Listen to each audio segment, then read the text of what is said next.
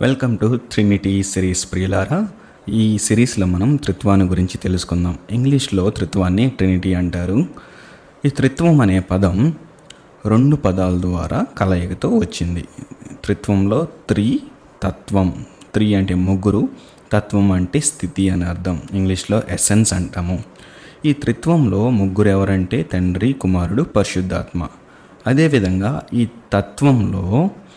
తత్వాన్ని మనం ఏ విధంగా అర్థం చేసుకోవాలంటే, ఉదాహరణకు నేను ఒక జంతువుని గురించి చెప్తాను. ఆ జంతువు పేరు చెప్పను, కానీ ఆ జంతువుని గురించి చెప్తే మీకు ఆ జంతువు గురించి అర్థమైపోతుంది. ఉదాహరణకు సరే, ఈ యొక్క యానిమల్ని మీరు గెస్ చేయండి. ఆ యానిమల్కి తొండం ఉంటుంది, అదేవిధంగా రెండు పెద్ద దంతాలు ఉంటాయి. అది ఏ యానిమల్లో చెప్పుకోండి? అది ఏనుగు.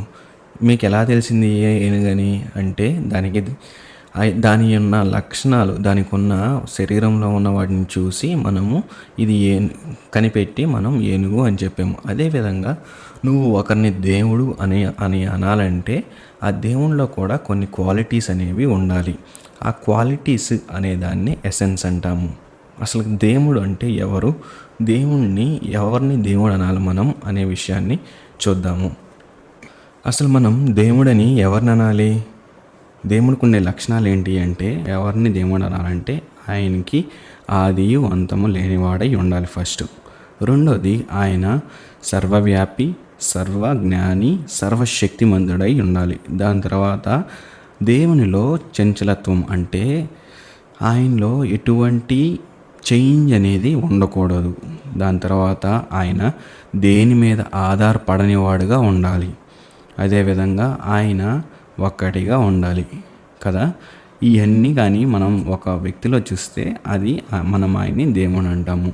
ఇప్పుడు ఈ త్రియేకంలో ఈ ముగ్గురు ఉన్నప్పటికీ వారు ఏకమై ఏ విధంగా ఉన్నారంటే, ఈ ముగ్గురు ఈ క్వాలిటీస్ అన్నిటినీ పొందుకున్నారు కాబట్టి, అంటే తండ్రి, కుమార, పరిశుద్ధాత్మ ప్రతి ఒక్కరూ ఆదియు అంతం లేని వారై ఉన్నారు. అదేవిధంగా వారు సర్వశక్తిమంతులై ఉన్నారు, సర్వవ్యాపి, అదేవిధంగా సర్వజ్ఞానులై ఉన్నారు. అదేవిధంగా వారిలో చేంజ్ అనేది ఉండదు. అదేవిధంగా వారు ఒకటై ఉన్నారు. ఇలా ఉన్నారు కాబట్టే మనం వారిని దేవుడు అంటాము.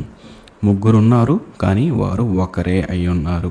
వారు ఏకం దేనిలో అయి ఉన్నారంటే, వారి యొక్క తత్వంలో, వారి యొక్క ఎసెన్స్లో. చాలామంది ఏమనుకుంటున్నారంటే, ఏకం అంటే తండ్రి, కుమార, పరిశుద్ధాత్మ ఒకరే, ఒకరి తర్వాత ఒకరు పేరు మార్చుకొని కనపడ్డారు అని కొంతమంది అనుకుంటూ ఉంటారు. అలా కాదు. తండ్రి వేరు, కుమారుడు వేరు, అండ్ పరిశుద్ధాత్మ కూడా వేరు. ముగ్గురు వేరు పర్సన్స్, కానీ వారు ఒకటే. ఏ విధంగా అంటే వారికి ఉన్న తత్వం అనేది ఒకటే. వారు ఒకరే అయితే అప్పుడు కుమారుడు ఎందుకు తండ్రి నాకంటే గొప్పవాడు అని అన్నాడు? ముగ్గురు ఒకటే అంటున్నారు, కానీ కుమారుడేమో తండ్రి నాకంటే గొప్పవాడు అని అంటున్నాడు అనే విషయాన్ని మనం నెక్స్ట్ వీడియోలో చూద్దాము. త్రిత్వాన్ని కొంచెంగా నేర్చుకుందాము. ఈ ఛానల్కి సబ్స్క్రైబ్ చేసుకోండి. నెక్స్ట్ వీడియోలో మళ్ళీ మనం కలుద్దాం. అంతవరకు దేవుని కృప మనందరూ తోడై ఉండును గాక. ఆమేన్.